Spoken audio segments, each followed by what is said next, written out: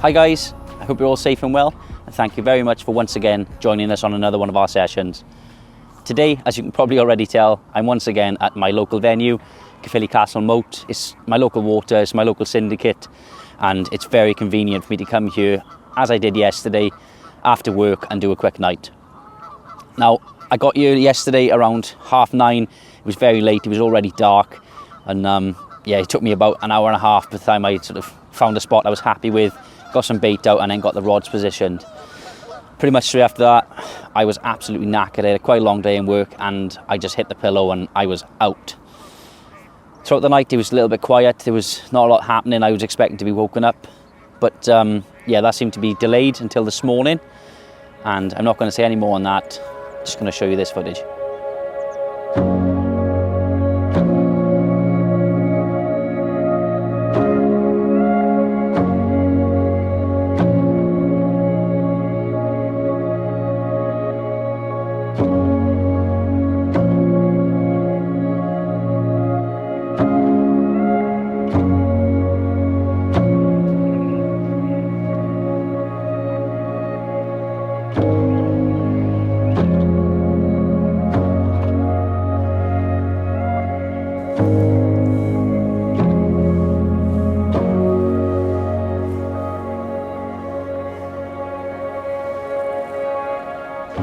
Right, so as I said, I had a little bit of a flurry of action this morning, and this is the first of 4 fish that I had.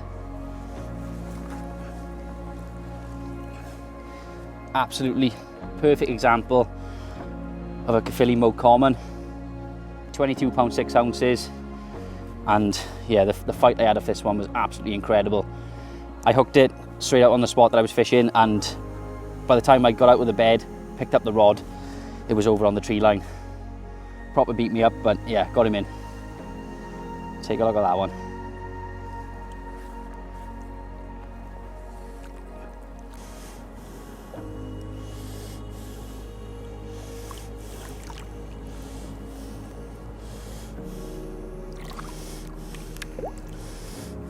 Just want to get one last look at him.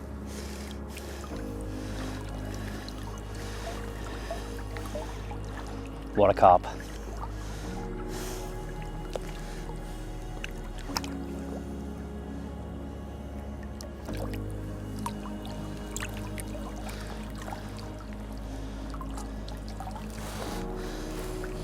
So after the first fish, I had another one very shortly afterwards, only a small common around 10 to 11 pounds, so I just unhooked that one and put it back straight away. Got the rod back out, and within minutes, I was into this one. Did exactly the same as the first fish. It just went straight out to the tree line, proper beat me up, took me through a couple of weed beds, but yeah, patience paid off, and here he is. Let's get him back.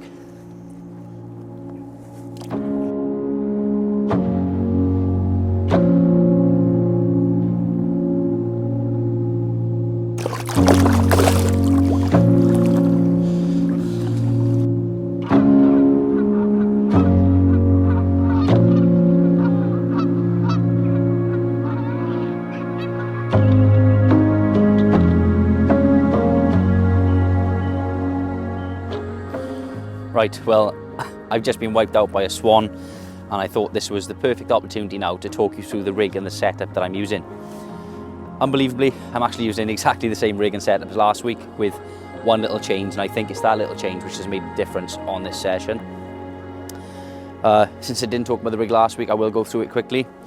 I'm using a slip D rig with a very short section of supple braid on the hook end, and that's all right knotted then to around 8 to 9 inches of armoured boom material. My hook bait is, on this one, a pink Scent from Hell wafter, on the other is a white Scent from Hell wafter, and they're both topped with 12 to 15 red maggots.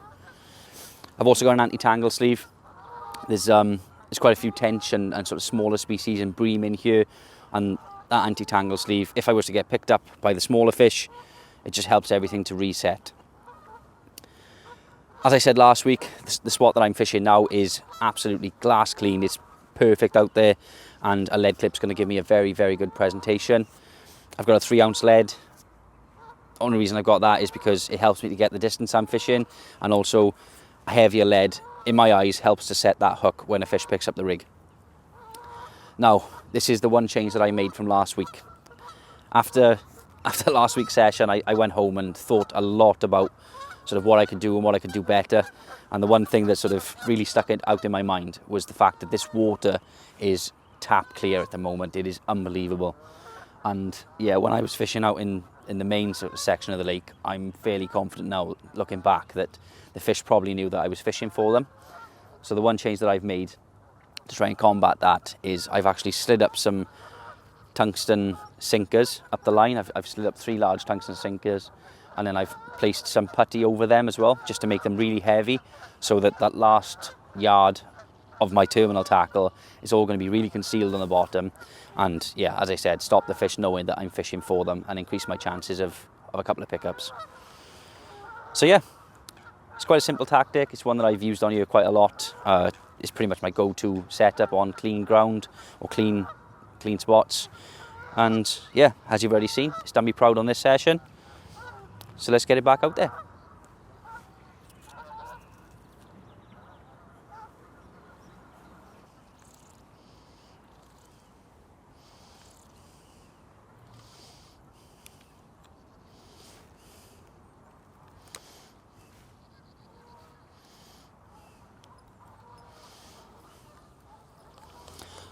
So as you can see, I am in the middle of wrapping up. And for those of you that have never seen wrapping up or don't quite understand what it is, it's very simple. It's a really simple tactic. What you do is you take 2 sticks called distance sticks and you place them 1 rod length apart. And 1 rod length is 12 foot, which is the equivalent of 4 yards. The reason why we do this is because when you turn up to, say, your local syndicate or your local water, then there's going to be spots or known hot spots which are, say, for instance, 80 yards. And 80 yards, if you want to work that out in wraps, you would then divide it by 4, because as I said, there's 4 yards to 1 wrap. So 80 divided by 4, that's 20 wraps. So you know, if you do 20 times round the distance sticks, clip your line up, you're going to be fishing on a hot spot, and that applies then to all of your fishing, basically. So when you go out with your marker rod, you lead around, you find a spot, you just clip it up on the spool, so exactly on the spot, come back your distance sticks, mark it up, and then record that data. You can then get your fishing rods, repeat the process, put them back onto that same spot, cast out, and you know that you're going to be presented on the area that you've found. As I said, it's very simple. It just makes sure that we're all singing off the same hymn sheet. You know, we're all using the same information in the carp fishing world. And yeah, it is something that in my fishing I do not go without.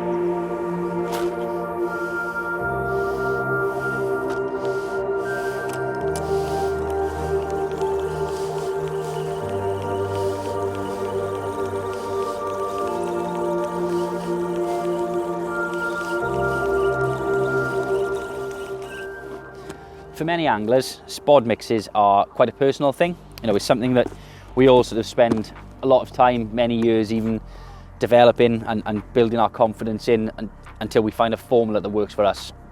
And for me, this time of year, it tends to be a very specific mix. I like to use quite small items of food because in my mind the fish haven't fully woken up yet, and we haven't had time to condition them onto any types of baits, particularly at the moment with the lockdowns and everything. They're sort of all over the place, and you know, it could be months before they see any angler's bait, or between seeing angler's bait, sorry. So yeah, I've decided to chuck a few different items in my mixture just to give them a few different options. And what my mixture consists of at the moment is red maggots. I've got 2 pints of red maggots in there.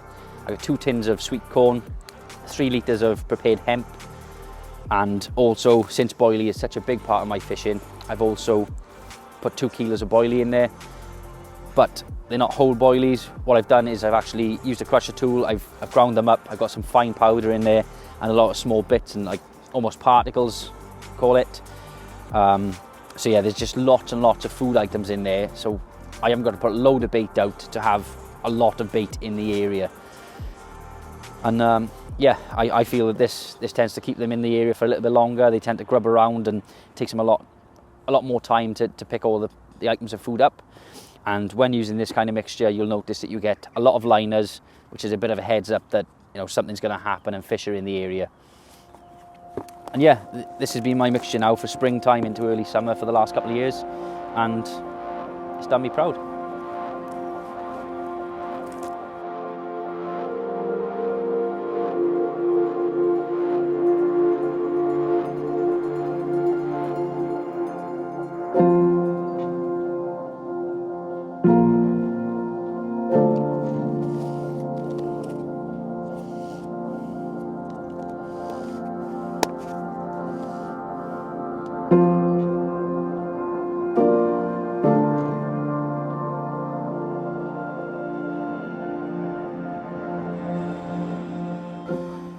Well, saved the best for last. Haven't actually weighed this one yet, but it's not too dissimilar from the first one. Definitely a 20. Take a look at that. The other two really beat me up, but this one, yeah, it took me ages to get this one in. It just took me all the way over to the lawn, then up to the tree line, back to the lawn, come in front of me and beat me up in the margins. It was an absolute nightmare, and I didn't think I was going to get it in at one point, but yeah, somehow luck was on my side with this one, and in a net he went. Absolutely gorgeous. By far my favourite fish from the castle this year. Well, that last fish going back pretty much brings my session to a close now. I very quickly run out of time. I had a great little session. It was only a quick in and out, but you know, sometimes they pay off. Thank you very much for watching. I hope you enjoyed the content. And if you can, hit the subscribe button, leave us a comment, and don't forget to leave us a like. Really be appreciated. We'll see you on the next one.